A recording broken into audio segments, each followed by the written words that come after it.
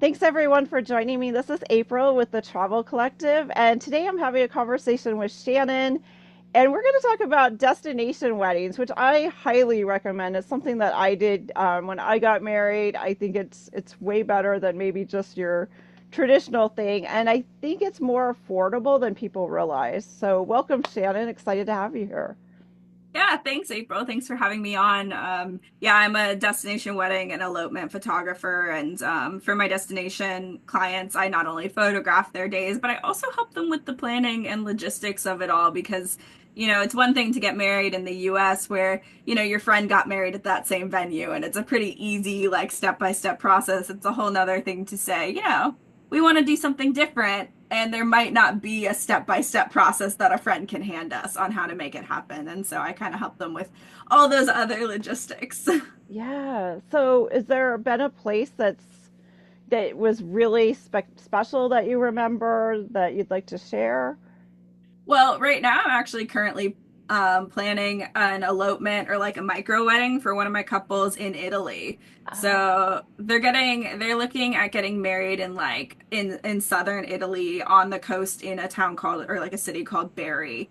And their dream is this like they want to, wake up and see the sunrise on the ocean, and then they're having about 10 guests. So it falls under, it's not just the two of them for an elopement, but they wanted to make sure that their actual like parents and siblings could actually be there with them celebrating. And so they're going to wake up on this like coastal villa and enjoy the coast. They're going to get married at their villa. They're going to have a little ceremony there with their friends and family, and then afterwards they're actually going to do their wedding reception. They're going to have a dinner at this famous cave hotel, which is like it's like a Oh, sea cave on the coast of a cliff that has an indent in it that has a restaurant. That's just like an open air restaurant in a sea cave overlooking the Mediterranean Sea. And so they're going to, instead of planning like a dance party or whatnot, because there's only 10 of them, they were only planning a dinner. And so they're like, I was like, well, why not make your dinner epic in a way that doesn't involve you having to hire a caterer, hire the tables and all of that. You could just go to this beautiful restaurant and celebrate there. And so that's kind of their plan. And that I think that's the one that's just currently on my mind, because I'm helping them with all those logistics right now, actually. so is it difficult to get the license in another country, or do you recommend maybe just getting the marriage license in the United States and then just basically having the ceremony outside the US? Yeah, so I always recommend you just get it done in the United States, in the town that you live in. You go to your clerk of courts and you get the paper signed because the papers are it's just the legal processes. It's like going to the DMV to get a new driver's license when you change your name. It's not, in my opinion, the moment that really matters. And so I always say to don't even worry about the hassle of all the logistics overseas. Get married officially on paper here, and then have your we call it a symbolic ceremony. Have your Yeah. symbolic ceremony wherever it is that you're going, and then you don't have to worry about like, ah, did we bring all the paperwork that we needed abroad? Like, then do we have to transfer our, Italian marriage license into the Oh. United States and get it verified to be for tax purposes married in the US? Like the it just adds work to your plate to do that. And my goal is to remove work, to make it like a stress-free, fun experience. Yeah, and make it something that's really memorable, something that, I mean, it's kind of like the whole wedding, honeymoon, and bringing some of your parents or best friends, or like you said, just an elopement, just the two of you. Yeah, and people always think that, getting married abroad is inaccessible to them due to finances, which it might be depending on your situation, but the like actual statistics of it is the average cost of a wedding in the US right now is about $35,000. And I would say that a lot of brides for your typical wedding actually spend a little more than that. Like weddings are just very, very expensive, and that's just how it is. If you wanted to get married abroad, you could do that for half the cost. Depending on your guest size. But my couples who, are eloping in Italy with their 10 friends, for example, or 10 friends and family, what they're doing is they're renting a villa that costs them they're renting a villa for 4 nights, and it's a pretty nice villa, and it has enough rooms for each of their guests, and it's costing them about $3,000, and they're splitting that cost with all the people who are traveling with them because the people would have had to book hotels for themselves. So instead, they're doing like the shared cost, like an Yeah. Airbnb Verbo, and they found one that could also be their ceremony site. It's beautiful. It gives that like it's not in Tuscany, but it gives that Tuscan vibe that they're like looking for and whatnot. And and that's their whole venue cost, and it's Wow. split between 10 people, so they're looking at paying about $300 for their venue, where in the US that's unheard of. Yeah. And Completely so unheard of. That is amazing. yeah, and so like your biggest costs are going to be like where you're getting married, your flights, and typically your photographer or videographer if you want. So people, it's worth like, letting people know that, hey, this actually might be more accessible than you think. There's so many options out there. You don't have to get married in like Mallorca and have $100,000 wedding venue. You could get married in like Costa Brava, Spain, and rent like a villa there and get married for a quarter of what you might have spent on a wedding in the US and have this dream. You can't have 200 guests for a quarter of it, but you can, there's so much accessible in all budget ranges as long as you're open to the flight there. Yeah, I think that is so true. I really agree with that. And, talking with you, because I know you've been to so many places around the world, it's like, if whatever their vision is, you probably have a place that you could suggest that kind of gives that vibe. Like there's smaller towns in Italy. You don't have to pick the big, well-known one. There's probably something similar that gives the same look and feel for a lower price. I mean, like you said, just get a villa, a nice Airbnb, and a lot of those allow you to have an officiant. Do you help them find officiants then too, or how does that work? Yeah, and I'm actually ordained. Like I can I did it so I can, if a couple wants to get married on a mountain with just the two of them, I can sign their marriage license and whatnot. Yeah, I can help them find officiants. One of the things I do is I help them source other vendors. So if they want florals, if they want like an event company to do those beautiful tablescapes that you see on Oh, Pinterest and stuff, there are companies that like specialize in that are local to the regions and have all the rentals and whatnot.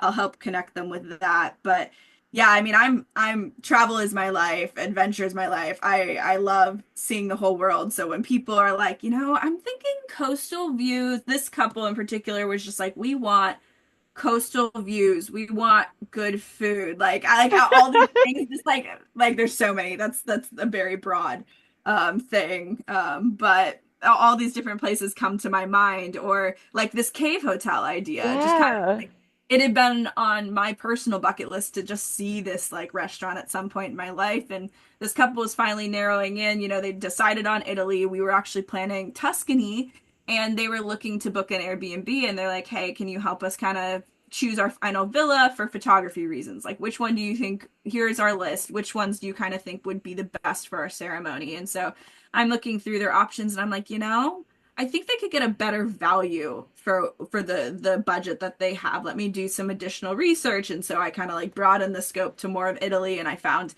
this coastal town that just sounded like exactly what they had been envisioning. And I said, okay, hear me out. You're looking at the Tuscany region of Italy, but what if we looked at the Puglia region of Italy and you did this? And then they just Yeah. they responded back and they're like, yes, this is exactly what we want. Let's book it.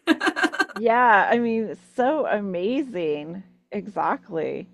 And that is a good tip to just get your marriage license because it is just a license. Say, take all that other hassle off the table. Just do it here in the States and then have your dream wedding somewhere that really speaks to you and your significant other, as you're planning it. Yeah, and I help all my couples find that exact location with like a massive location questionnaire. But the one thing that I would say to people who are like looking at maybe eloping in a destination or getting married in a destination is think of like if you were to plan the absolute best day of your life. Like it could be a trip, it could be whatever. Like what kind of surroundings do you envision around you? Like, do you think, oh man, can you imagine if we honeymooned on the beach, or if we hiked, 20 miles on a mountain and backpacked together? I tell people, imagine what your dream honeymoon would be. And then think, what if you just got married there and then continued celebrating with your honeymoon there? Because it's a lot more accessible than people think, I honeymooned in New Zealand. If I were to do it all again, I might just get married in New Zealand. Right, exactly. So, Yeah, I got married in a beach in Hawaii and it was super wonderful and really easy. And again, it was just that whole idea. I just want something on the beach and it was pretty easy. There's a lot of people out there, but again, having someone that's actually been to more spots may have opened up some other ideas too, because as time goes on, it's like sometimes you just need other people that have been other places. yeah, and when it comes to weddings, like the whole reason that you're having a wedding is it's a celebration of like you and the person you love. And so I always say, why don't you do it? Why don't you celebrate by doing something that you love, or Right. being in a place that you love or whatnot? And maybe for you that is a traditional wedding. You love all your friends and family. You want to throw a massive party. And if you want to throw a massive party with all your friends and family and that list is large, then I say, like, do your traditional wedding. I photograph traditional weddings. I love them, and I had one, and that's a great fit for a lot of people. But if you're open to doing something different and you're saying, our love is it's fun, it's based on adventure, we love exploring, we love traveling together, and I would say like destination weddings, destination elopements, like that's a great thing for you to consider, because you could celebrate doing something that brings a smile to your face. If large crowds and being in front of a lot of people stresses you out,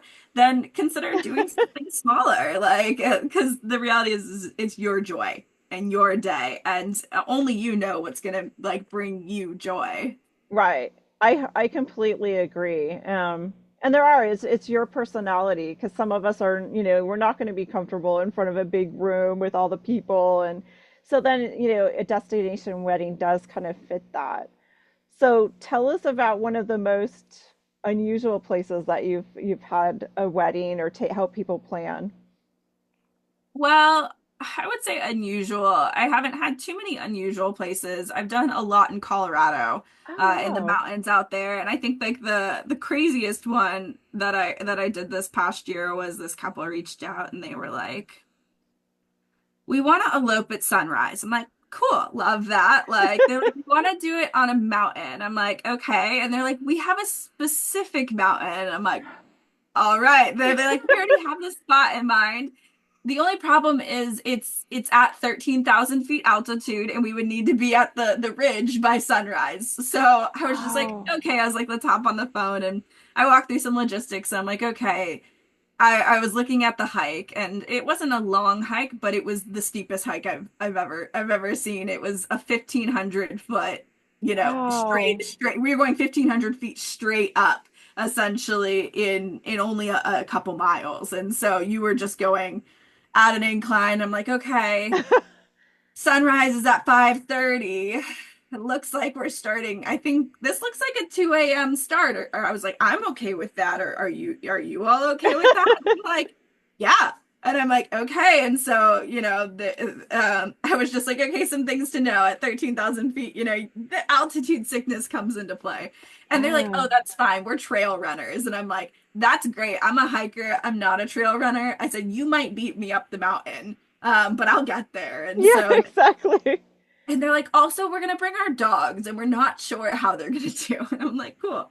And so we arrived at the base of the ridge at 2 a.m. We put on our headlamps and we just started trekking in complete darkness up to this ridge line. And Oh my they meet me gosh. up there. I told them they would, so I said, pack hot chocolate or coffee, bring a blanket. enjoy a sunrise picnic as it like, blew out right before it comes Right, up. yeah, And right. I said I will be up there before the sun rises with you. And I made it up, but it was one of the most like beautiful sunrises I had ever seen. And this couple, they were just so in love. And it was interesting. Like they had such a unique idea. Like they were set, like, we don't care about the incline. We love this view. We don't care about the altitude. We don't care that it's going to be freezing and the winds are going to be like 20-mile-per-hour winds, like just cutting into you. And, I would say that one really sticks out in my mind because of all of the additional factors that come Yes. into play to get them to say their vows on the top of this mountain.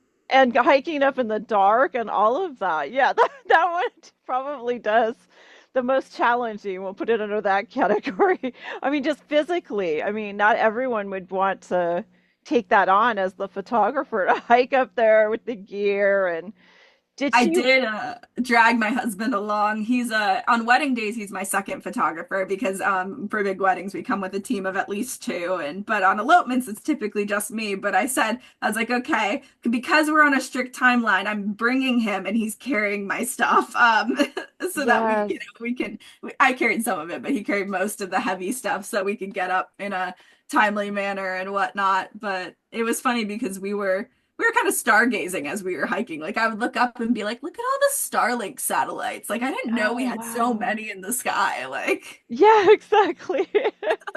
Did she wear a dress then after she got all the way up there, or did they do something more casual?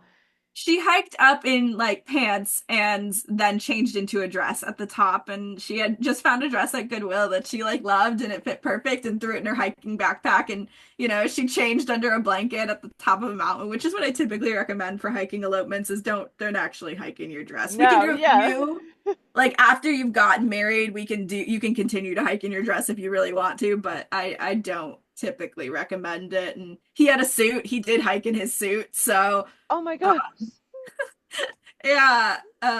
But she did hike back down in her dress, which this was a steep incline. Like you needed trekking poles and all this, and she did it like a pro. It'll be faster going up than or going down than going up. She's like after they finished and their elopement and everything, they're like, well, we're gonna hike down. I'm not gonna change back. I'm just gonna do it in this dress. Oh wow. You're like, all right.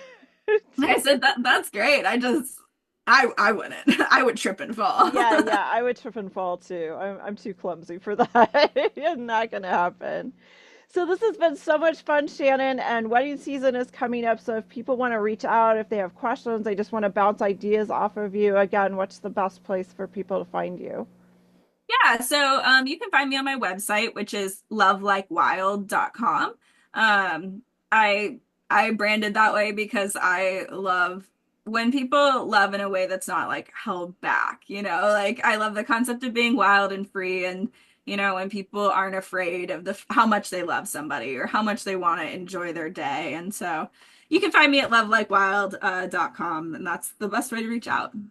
Sounds great. Thank you so much, Shannon. This has been a lot of fun. And if anyone's getting married or has been displaced recently with all of the things happening in LA and the Carolinas, definitely reach out to Shannon. She may have some new ideas to pull something together, even fairly quickly, I imagine, if need be. I've been seeing a lot of airline flight deals coming up. So, Yeah, I saw that one that you posted about the dollar flight to Milan. I tried to book it for my in-laws, but it had already been taken offline by the time I was in the portal. oh no.